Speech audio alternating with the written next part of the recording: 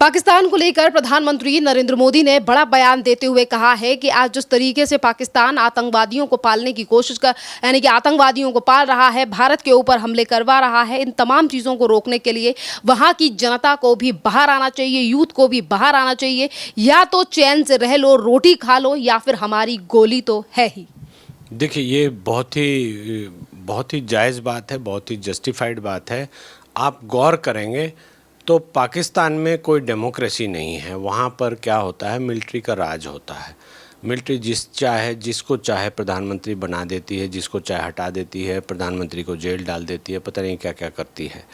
तो जो प्रधानमंत्री मोदी ने जो बात बोली है वो एक प्रजातांत्रिक बात है। इसका मतलब आप जो सरकार गलत कर रही है, जो आपकी सरकार आपके हित को नुकसान पहुंचा रही है, तो आप उनका विरोध करें। और नहीं तो ऐसा होगा कि जब भारत आक्रमण करेगा तो गोली तो सिविलियंस को लगे, कोलेटरल डैमेजेस तो होते ही है। तो गोली जब चलेगी तो वो क्या मिलिट्री, क्या सिविलियन, क्या पुलिस, सबको किसी को भी लग सकती है। तो वैसी हालत में गोली एक सिंबॉलिक रूप है कि जब मिलिट्री एक्शन होगा तो कोलेटरल डैमेजेस होंगे, सिविलियन भी मारे जाएंगे।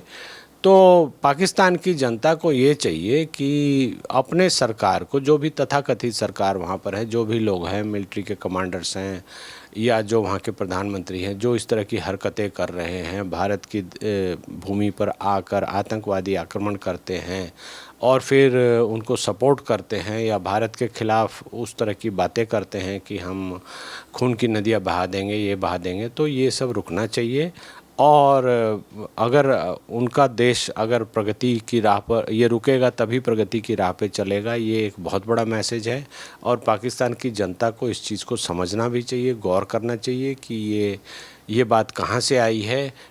कहीं ना कहीं भारत का एक टुकड़ा रहा है पाकिस्तान, और जो ये बात बोली गई है वो वहाँ की सामाजिक और राजनीतिक परिवेश को देखते हुए बोली गई है। तो इस चीज़ को पाकिस्तान की जनता को समझना भी चाहिए और इस पे एक्ट अपॉन, मतलब सरकार को क्वेश्चन भी करना चाहिए कि आप ये क्या कर रहे हैं। आप पाकिस्तान की तरक्की की बात करें, पाकिस्तान के प्रोग्रेस की बात करें, पाकिस्तान में कौन से मैन्युफैक्चरिंग यूनिट्स लगाते हैं, किस तरह से बिज़नेस में पाकिस्तान आगे बढ़ेगा, इसकी बात करें। उसके बजाय आप पाकिस्तान को आतंकवाद में आगे बढ़ा रहे हैं। तो कहीं ऐसा ना हो कि भारत जब आक्रमण करे तो सभी देश मिलकर कहें कि हाँ जी, इसको ख़त्म ही करके छोड़ो, ये आतंकवाद की जड़ है। विश्व में जो भी आतंकवाद पैदा होता है, ओसामा बिन लादेन जैसे अमेरिका में जो कारनामा करके आया था तो पाकिस्तान में छुपा हुआ था, या भारत की ओर से जो आतंकवादी भारत से भागते हैं वो पाकिस्तान में छुपे होते हैं। तो पाकिस्तान कहीं ना कहीं एक आतंकवादियों की फैक्ट्री चला रहा है। तो इस पे एक्शन होना चाहिए और पाकिस्तान की जनता को इस पर गौर करना चाहिए और अपनी सरकार से सवाल उठाना चाहिए। सिंधु जल समझौते को लेकर भी प्रधानमंत्री मोदी ने कहा कि एक ऐसा भी समय था जब ये तक कहा गया था इस संधि पर सिग्नेचर करते समय पुरानी सरकारों ने कि इसकी डैम की, यानी कि जहां पर पानी जमा किया जा रहा है, जहां से भारत की तरफ से पाकिस्तान पानी जा रहा है, इनकी सफाई भी नहीं की जाएगी। और आज जब हम इनकी सफाई कर रहे हैं तो पाकिस्तान में बाढ़ जैसे हालात हो जाते हैं और अभी तो हमने कुछ किया भी नहीं है और पाकिस्तान में उथल पुथल मची हुई है। वहीं दूसरी तरफ पाकिस्तान के प्राइम मिनिस्टर ईरान में जाकर कह रहे हैं कि हमें पानी के संबंध को लेकर भारत से बात करनी है। देखिए, ये बातें, ये जो पहले की सरकार में जो हमारे प्रधानमंत्री थे, जो भी कर गए हैं, अपने भारत की स्वाधीनता को कहीं ना कहीं गिरवी रख गए हैं। हम एक संप्रभु राष्ट्र हैं। हमारे पास अगर पानी आता है, हमें उस पानी पर डैम बनाने का, उस डैम को साफ़ करने का, उस डैम को डाइवर्ट करने का पूरा अधिकार हमारे को नेचर ने दिया है, क्योंकि वो पानी हमारे यहाँ आया। आपने राजनीतिक रोटियां सेकने के लिए एक संधि कर ली, जिसके अंतर्गत आपने बंदिश बना दी कि आप डैम की सफाई नहीं करेंगे, पाकिस्तान में बाढ़ आ जाएगी। तो ये सब ख़त्म होना चाहिए। मुझे लगता है कि जो भारत सरकार जो एक कदम आगे उठाकर इस संधि के बारे में जो भी बातें लिखी गई है कि अगर पानी रोका जाएगा तो एक वार ट्रीट होगा, तो ये सब सरकार को ख़त्म करना चाहिए। ये बायलैटरली नहीं ख़त्म होगा। हम कहीं से भी पाकिस्तान के अधीन कोई भी पानी रोकने के लिए हम नहीं हैं और भारत सरकार को अपनी कार्रवाई अपने रूप से करना चाहिए, चाहे वो मिलिट्री एक्शन ट्रीट हो, चाहे वो ब्रीच ट्रीट हो, चाहे वो कुछ भी ट्रीट हो। भारत को अपनी संप्रभुता अच्छे से दिखानी चाहिए कि हम एक राष्ट्र हैं, हमारे यहाँ जो पानी आया है वो हमारा पानी है, हम उसको रोकें, छोड़ें, सफाई करें, डाइवर्ट करें, जो हम करें वो हमारी मर्जी है, वो हमारे हाथ में है। इसमें पाकिस्तान के साथ जो भी उस समय की जल संधि हुई थी, उस जल संधि का हम कहीं बाउंड नहीं है, हम उसको लेकर जवाबदेह नहीं है। तो ये इस सरकार को ये चीज़ आगे बढ़ के करनी चाहिए। सर, इसी के साथ अब पाकिस्तान जिस तरीके से ईरान में जाकर वहाँ के प्रधानमंत्री कह रहे हैं कि हमें भारत से सिंधु जल समझौते को लेकर बात करनी है, तो क्या ये पॉसिबल है कि एक तरफ पाकिस्तान आतंकवाद को लेकर कोई जिक्र नहीं कर रहा है कि हाँ, हम इन आतंकवादियों को लेकर अपने देश में भी एक्शन लेंगे, वहीं दूसरी तरफ पानी को लेकर लगातार बात की जा रही है कि हम पानी से बात करने के लिए तैयार हैं, पानी के मुद्दे पर भारत से बात करने के लिए तैयार हैं, पर भारत ने पहले ही कहा है कि खून और पानी एक साथ नहीं बहेगा। देखिए, ये आपने जो बात बताई ये बहुत ही जस्टिफाइड बात है कि आप आतंकवाद बंद करो, आतंकवाद को लेकर आप एक हमसे एग्रीमेंट करो, और पानी की जो समझौता हमने किया था उसके बारे में चर्चा हम तभी कर पाएंगे। इसके साथ साथ आप देखेंगे कि ये बहुत ही कॉम्प्लेक्स रिलेशंस हैं। आप देखेंगे कि 1947 में जब भारत स्वतंत्र तो हुआ और जब पाकिस्तान बन गया, बांग्लादेश, उस समय बांग्लादेश नहीं था, ईस्ट पाकिस्तान बन गया, उसके बाद भी ये कश्मीर में पाकिस्तान के कबीलाई लोग, आर्मी के लोग घुस गए और पीओके क्रिएट कर दिया।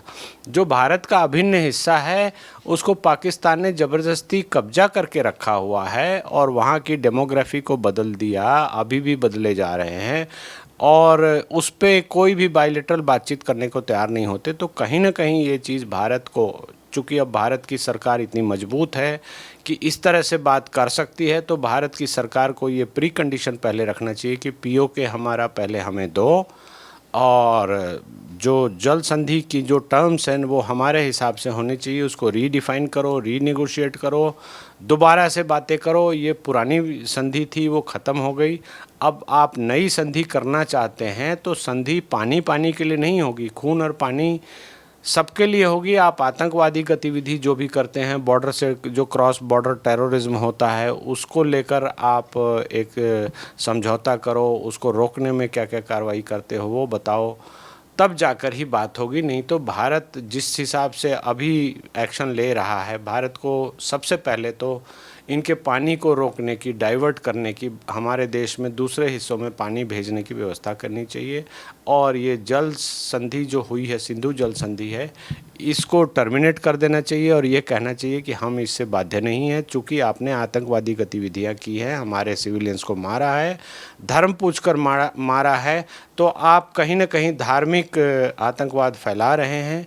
और अगर आप इन टर्म्स पे नहीं आते तो हम आपको पानी नहीं देंगे, और उसके लिए जो भी हो जाए, भारत अभी इतना मजबूत है कि पाकिस्तान को हम बड़े आराम से सबक सिखा सकते हैं। 1 महीने के अंदर पाकिस्तान के प्रधानमंत्री 2 बार टर्की के प्रेसिडेंट से मिल चुके हैं, और उसी के बाद कल उन्होंने कहा कि 2 भाइयों की बैठक काफ़ी ज़्यादा अच्छी रही है।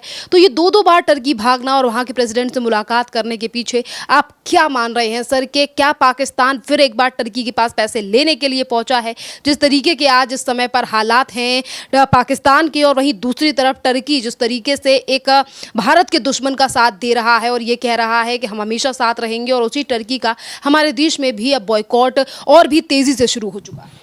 देखिए, ये बात तो मीडिया में आती ही है, सब जानते हैं कि पाकिस्तान टर्की से क्यों मिलने जा रहा है।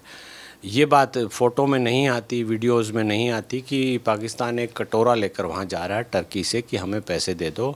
आईएमएफ ने जो पैसे दिए हैं वो पैसे हमें कम पड़ गए, अभी हमें और पैसे चाहिए, हमारे बच्चों के लिए आटा ख़रीदना है, चीनी ख़रीदनी है, दूध ख़रीदना है, तो ऐसी चीज़ें करने के लिए जाता है। उसके साथ साथ टर्की ने जो अभी ड्रोन दिए, जो आर्म्स एंड एमुनिशन दिए, जो भारत के ऊपर फायर हुए, तो ये जाहिर सी बात है कि टर्की एक दुश्मन का साथ दे रहा है। तो भारतीय राजनीति के हिसाब से, भारतीय कूटनीति के हिसाब से जो दुश्मन के साथ है वो दुश्मन ही है। ये बात है, अब दिखाई भी दे रही है कि टर्की में जो भारतीय लोग जो पर्यटन के लिए जाते थे वो अचानक एकदम डिप हो गया है, एकदम कम हो गया है। और टर्की की बहुत सारी कंपनीज़ को यहाँ से ट्रैक किया गया है, जिनको कि पहले की सरकारों ने बड़े बड़े ठेके, सीक्रेट ठेके दे रखे थे, वो ठेके टर्मिनेट किए गए हैं, उनको भगाया जाना चाहिए। और टर्की से हमारा किसी तरह का व्यापारिक, सामाजिक, राजनैतिक या किसी तरह का कोई संबंध हमारा नहीं होना चाहिए। मुझे लगता है कि भारत तभी अपनी एक फुट फॉरवर्ड करके बता सकता है कि हाँ हम भी हैं, और आप इस तरह से ये जो टर्की के खलीफा जो हमारे देश को जब हमने सब समर्थन किया था तो किया था, अब उस तरह से आप इस तरह से भारत को परेशान करने के लिए दुश्मन के साथ मिलकर नहीं जा सकते। मैं यहाँ पर बता दूं कि 1922 में जब खलीफेट आंदोलन जो महात्मा गांधी ने चलाया था, वो टर्की के जो खलीफा हुए थे उनके सपोर्ट के लिए चलाया गया था। तो कहीं ना कहीं टर्की को ऐसा लगता है कि हम जो खलीफेट का समर्थन किया गया, तो हम भारत में बहुत सारे लोग हमारे समर्थन में हैं। ऐसा कुछ नहीं है, भारत का कोई भी समर्थन में नहीं होना चाहिए, कोई है भी नहीं। और टर्की एक दुश्मन के साथ मिला हुआ है तो हमारा दुश्मन ही है, चाहे वो खलीफा की सीट हो, चाहे वो कुछ भी हो।